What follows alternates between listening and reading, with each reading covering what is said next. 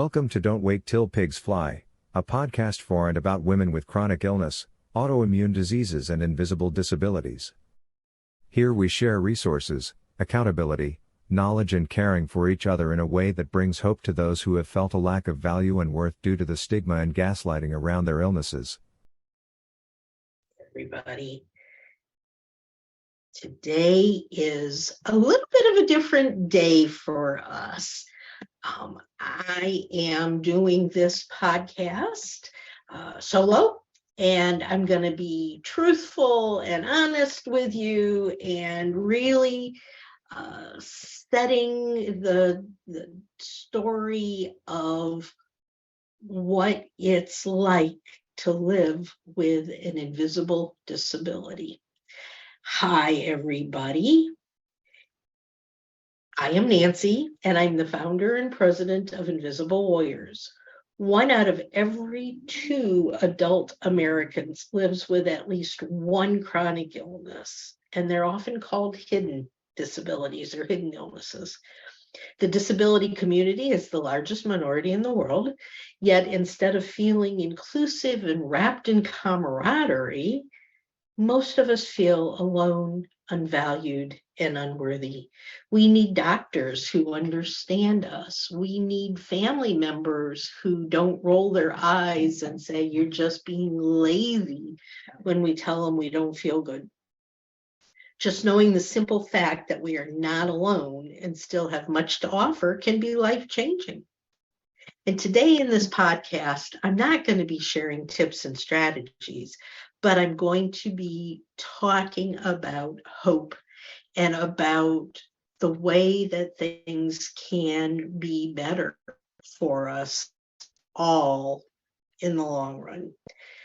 And that is by working with Invisible Warriors. Okay, guys, are you ready? Today is the day. I'm stepping out of my comfort zone. I'm really comfortable with asking questions and sharing with speakers, but not so comfortable when I am the headliner. So this is going to be live. This is going to be real. This is going to be me talking from my heart. So are you ready? Here we go. Did you know that 1 out of every 2 adult Americans lives with at least one chronic illness? These illnesses are generally not seen, they're not understood, and when someone who has one goes to the doctor isn't skilled or knowledgeable in many of these diseases. There are over 100 invisible diseases that when we're talking about them, people will shrug their shoulders and say, "Never heard of that." When these women walk down the street, people will look at them and say, "Well, you don't look like there's anything wrong with you. You know, what gives? Are you just trying to get attention?" When we go to the doctors, we hear things like, "You're just trying to get drugs," or "Just lose a little weight and you'll feel better," or "Well, you're getting older, you might as well learn to live with it." It takes a very special doctor or medical practitioner to say, "Oh, I get it. I know what you're talking about. I may not know what you have, but I know there's something going on and you need to get to the right person." 9 years ago, when I had my car accident, I went to the doctor the next day. My foot was swollen up. It was this big. It was black and blue. It hurt. It was horrible.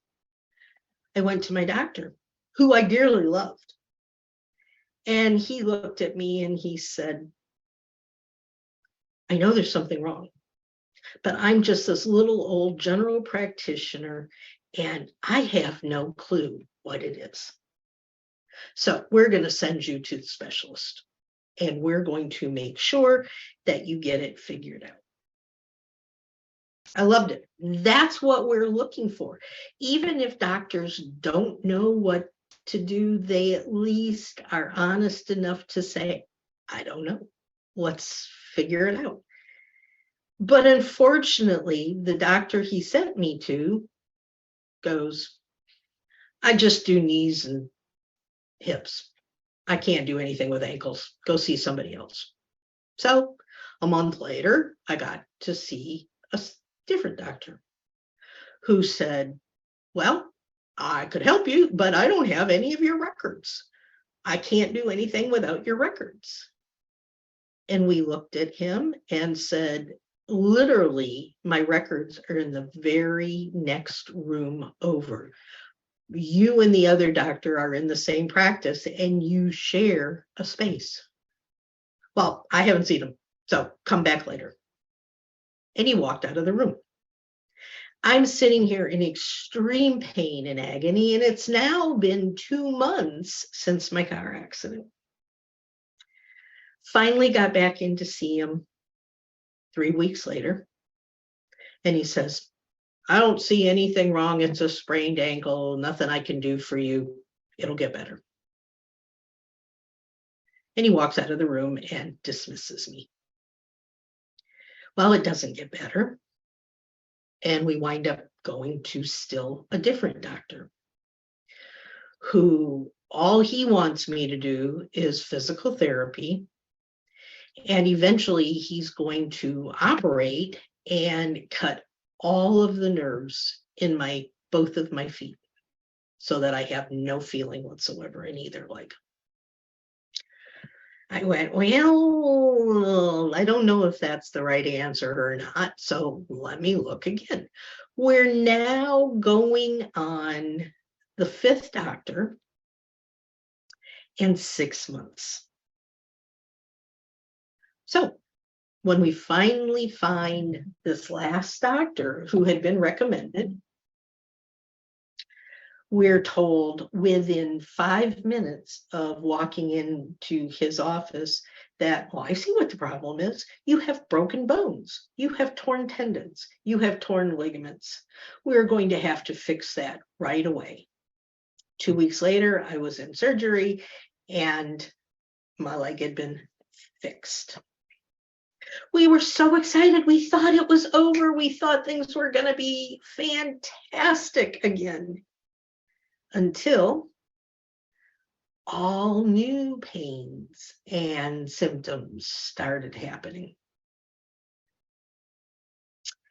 Went back to the doctor and he comes in and he says, well, I've got bad news. The fact that it took you 6 months to get to me is bad because you now have something called complex regional pain syndrome, which is one of the rarest diseases in the world. A rare disease is considered something that less than 250,000 people worldwide have. And according to the CDC, complex regional pain syndrome is the worst nerve and muscle damage / pain a person could possibly have.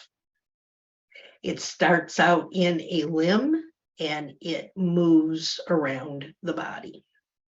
When there's a wound or damage to a new part of the body, it goes, ah, ha, ha, I've got you now, and it'll jump.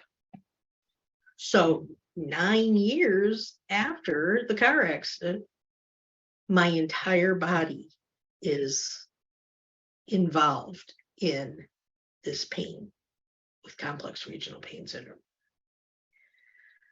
In the process of all of this, I have seen over 3,000 medical practitioners of one form or another: doctor, chiropractor, physical therapist, nurse practitioner, medical assistant,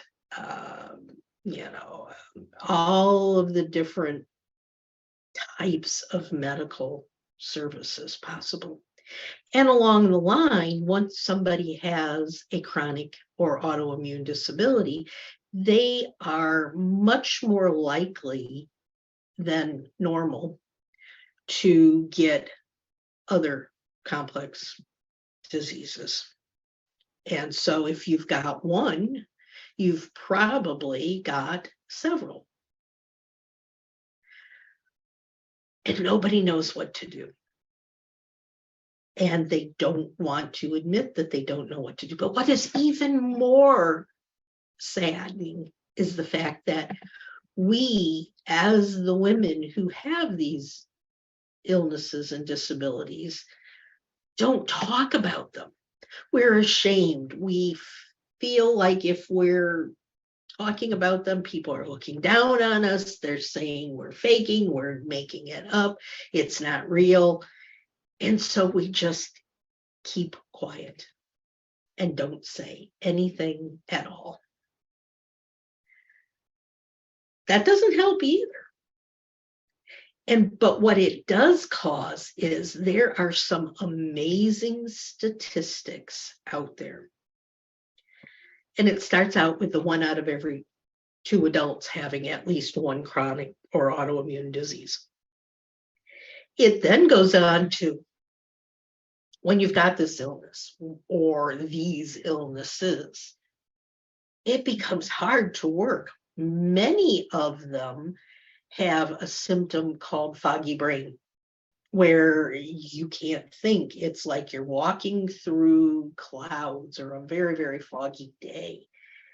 And you really can't touch reality. It's out there somewhere, but you can't think of words. You can't figure out where you're at. You've got all kinds of brain symptoms going on, and it just makes it very, very difficult to concentrate.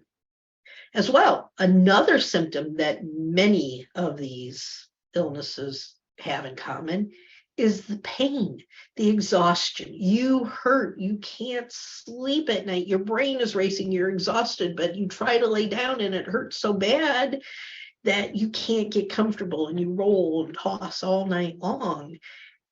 And so when you get up in the morning, you are bone tired. It's not just the tired of not having slept, but it's a weariness that's hard to describe unless you've been there. That makes it difficult to continue. If you've got a 9-to-5 job, if you're head of an organization, or if you're even just an important, as is anybody who has a job, an important part of that business, it makes it hard to do what you're supposed to do. So you wind up calling in sick, or you call off because you've got a doctor's appointment, or you finally fall asleep and you miss the alarm clock. And when you wake up, it's noon. Well, you can't go into work at that point. So there's all of these things going on.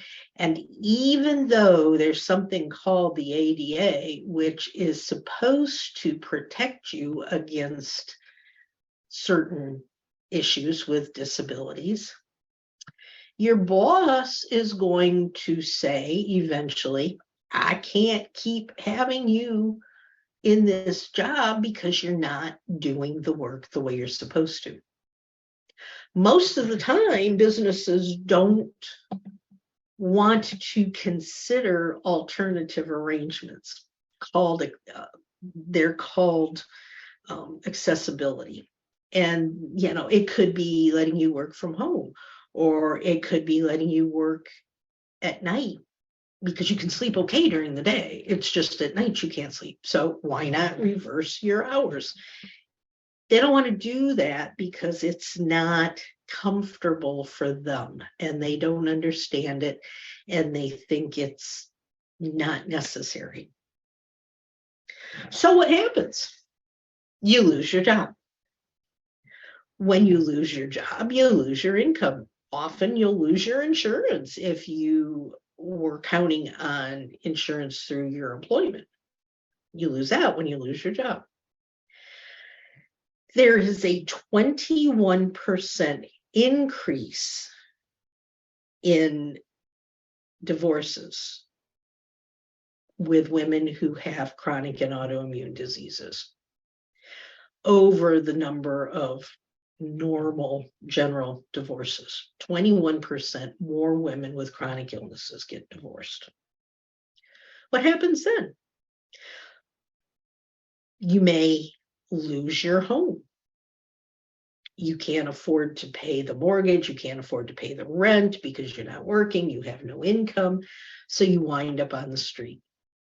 You can't see a doctor because you have no insurance. And you obviously at this point don't have money to pay out of pocket for a doctor. So what is it that you wind up doing to make yourself feel at least a little bit better?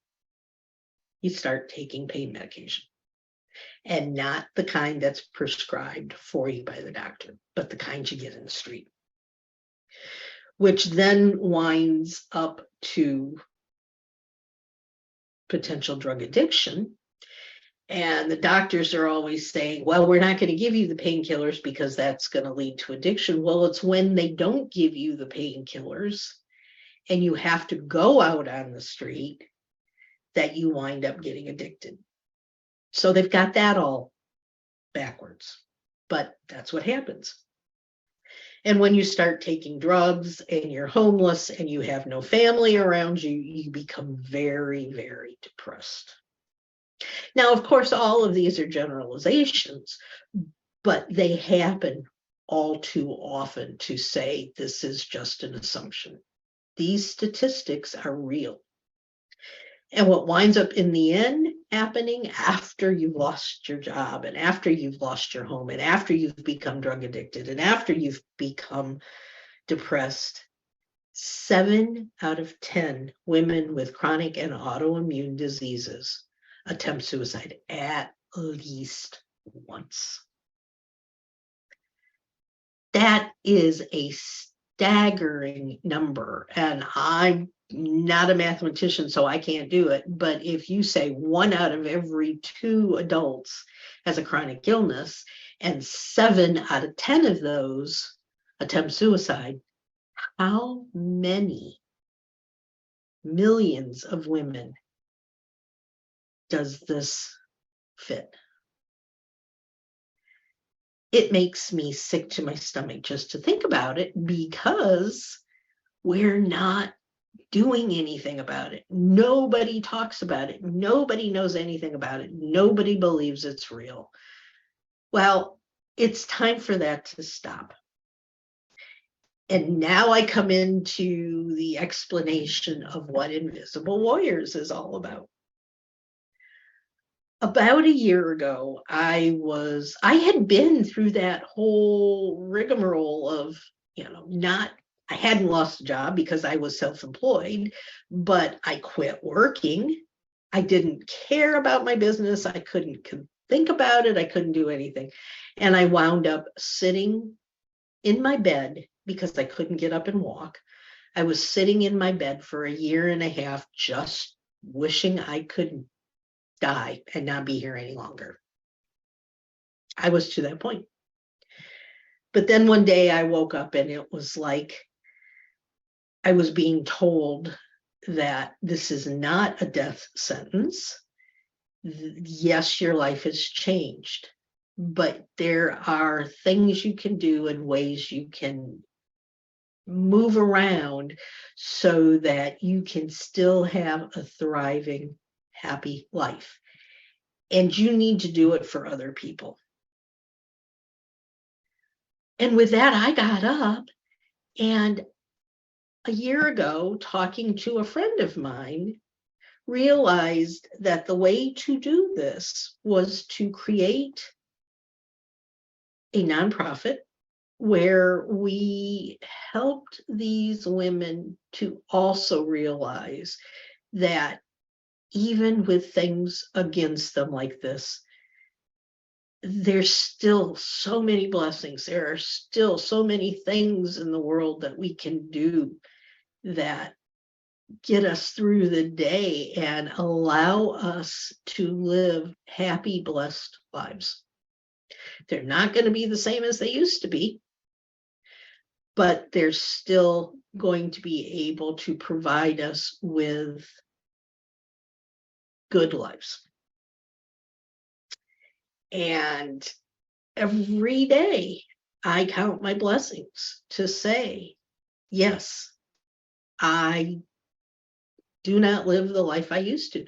I used to be able to jump in a car and go anywhere I wanted, anytime I wanted, and I didn't have to get a taxi or an Uber or make my husband drive me. Now, because of the 16 surgeries I've had, my feet don't bend. I cannot put them on the gas pedal or the brake pedal of a car. They don't work.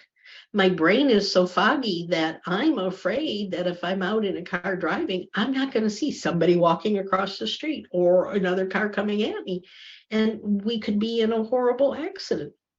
So I have lost the ability to do one of the things I enjoyed more than anything else in life, and that was driving places. Now I have to have my husband do it for me. But I can still go where I want to. I can still do the things I want to do. All I have to do is say, hey, honey, please come take me. And off we go.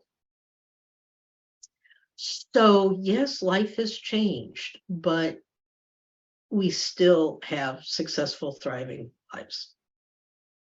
But we created Invisible Warriors to allow other women to realize that they could have these lives too. And what we do for that is we advocate for better treatment from the medical and travel industries. I can't tell you the number of times I've gone to a hotel and I've asked specifically to be on one of the lower levels and to have a wheelchair accessible room. And we get there, we're put on the 14th or 15th floor, and the rooms are so small that my wheelchair has to sit in the hallway. I've gotten locked in elevators because they were so small that when the door of the elevator closed, it would catch the foot of the wheelchair and it would lock us in. In a hotel in New Orleans, it took us 2.5 hours to get out of the elevator because my husband had to climb on top of the chair, lean over, so he's standing basically on his head, and jimmy the legs out in order to get them out of the way of the elevator door so that it could open.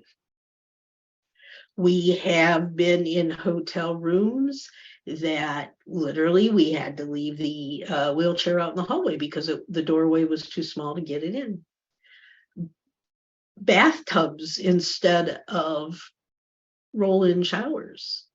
People not understanding that when you say you need a wheelchair accessible handicapped room, this is what you mean.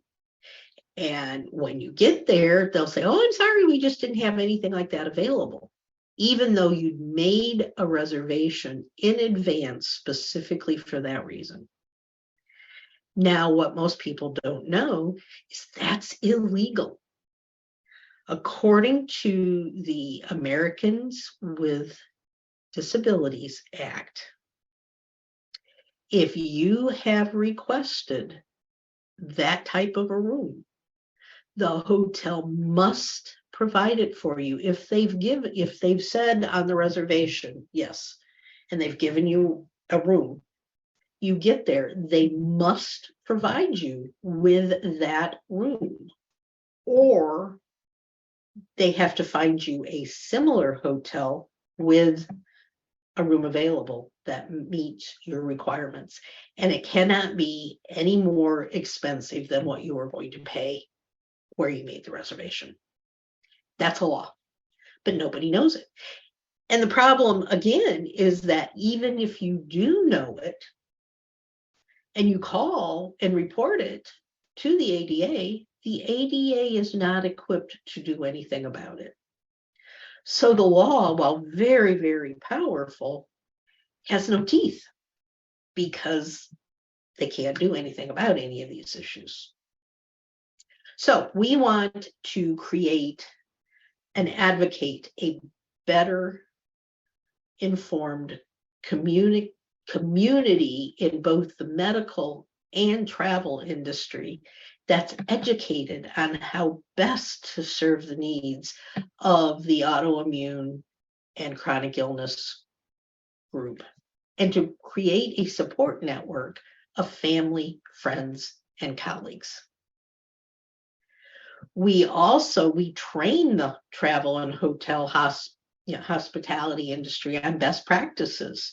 Yeah, we walk in with our service dog and we're told, oh, you got to pay $200 extra, or oh, that dog can't come in here, or we're going to put you all the way in a separate room where there's nobody else in a restaurant because we don't want to bother the other people in the restaurant.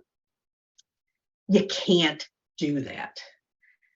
But they don't know it. So we're out there training people in these industries on what they can and what they can't do and how to do it. We also are hoping to create affordable access to medications and procedures and equipment, regardless of insurance status. There are many doctors out there, often called alternative medical professionals, who do understand and who do get these types of diseases and disabilities. Unfortunately, they don't work with insurance. And it's not the doctor's fault. It's the insurance company's fault, because the insurance is only willing to pay $70 for a 15-minute appointment. That's why these doctors in these general medical offices come in and go out with an average of 3 to 5 minutes of talking to the patient. It's because they've got to have so many patients they see in a day in order to make the money they need, because the insurance doesn't cover it. So with these alternative doctors, they may see you for an hour at a time. That $70 doesn't even cover the use of electricity or heat or air conditioning or whatever, let alone the nurse's time, the doctor's time, the rent on the building, none of that. And these doctors are businesses. They have to, just like anyone else, they have to be able to cover their costs. So while we get frustrated and say, well, these darn doctors don't take insurance, it's not the doctor's fault, generally speaking. It's the insurance industry's fault. So we want to try and figure out affordable access to these medications, procedures, and doctors. But we can't do it without your help.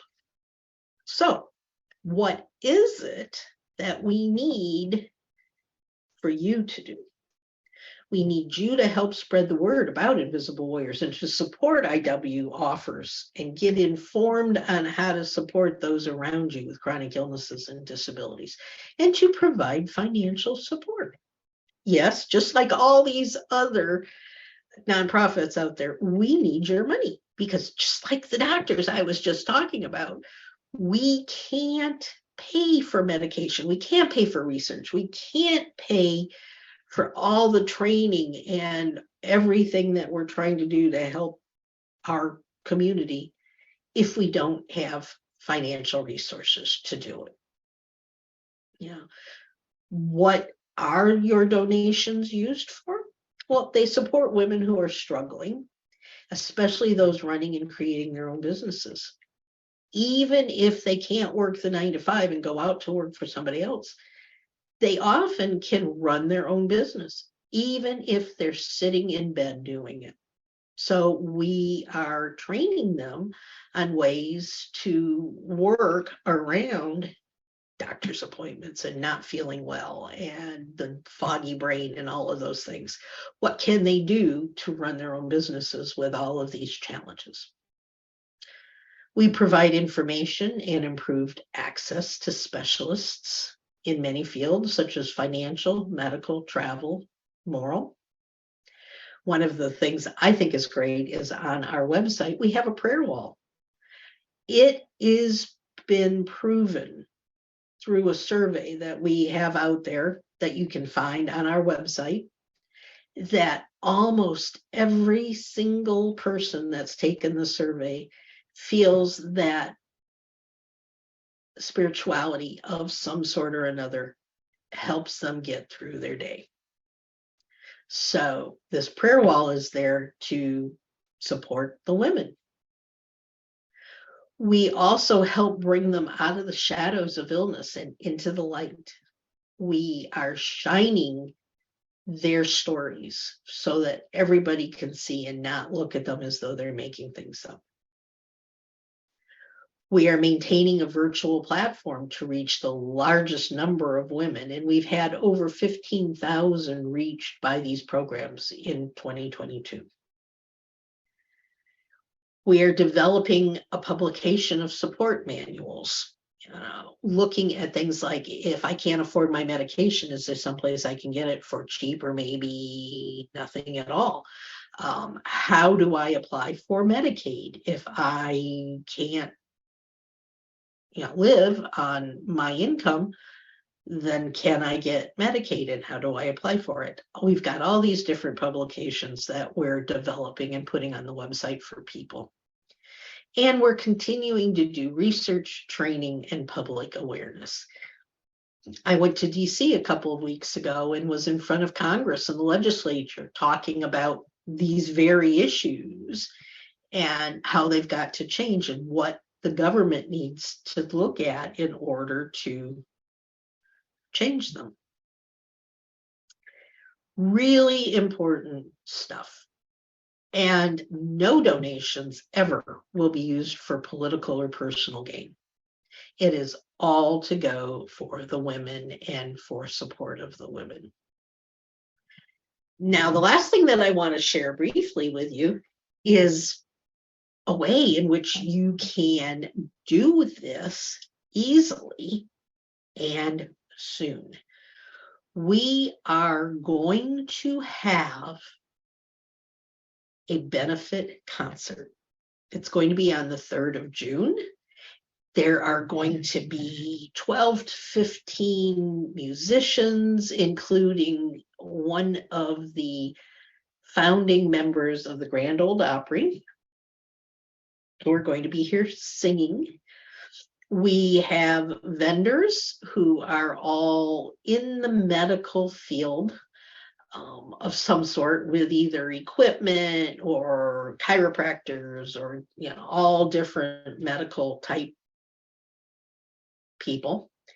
We are going to have a cornhole tournament. We're going to have a silent auction.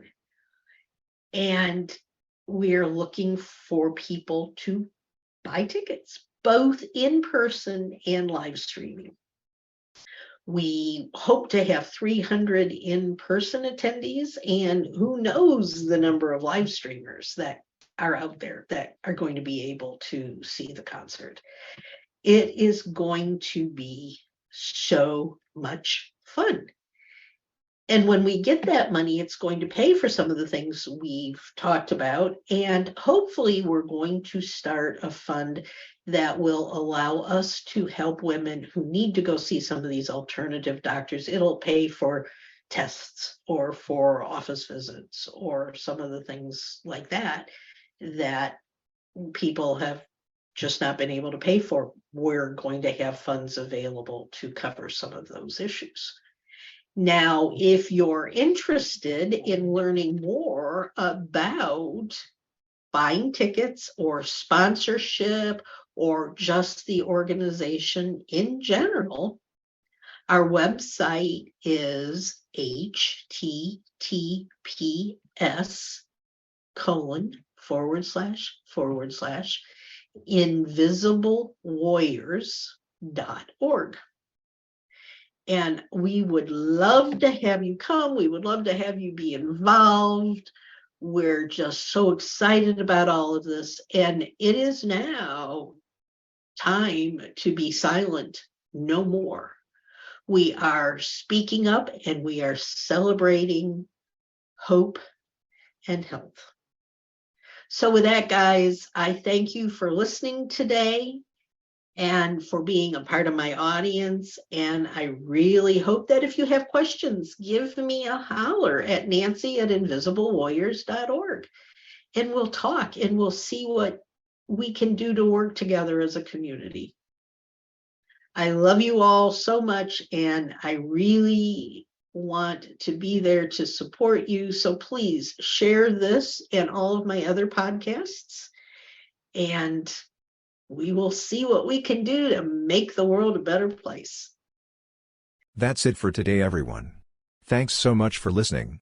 Today's podcast has been brought to you by the Invisible Warriors Club, a program of Invisible Warriors.